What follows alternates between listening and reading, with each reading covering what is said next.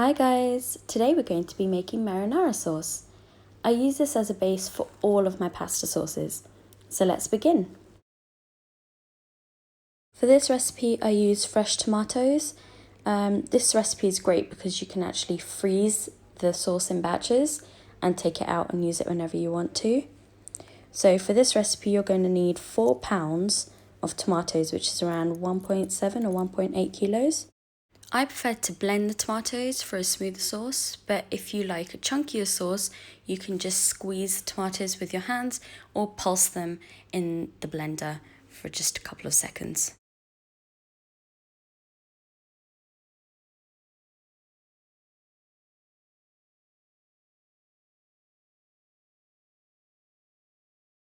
One tablespoon oil. 4 cloves of garlic minced, and we're just going to saute that until it's fragrant.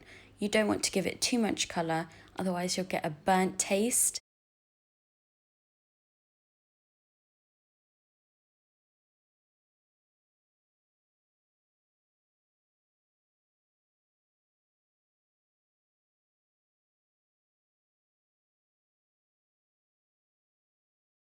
Now we're going to add the pureed tomatoes and give it a good mix.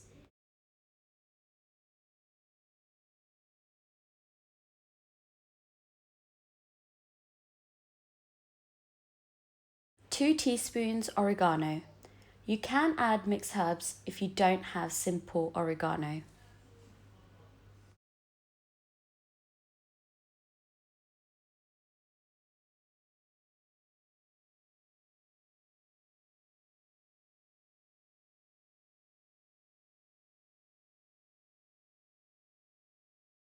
You're just going to bring that to a boil and cover it and cook it on a low heat for about 30 minutes. This will give it time to thicken.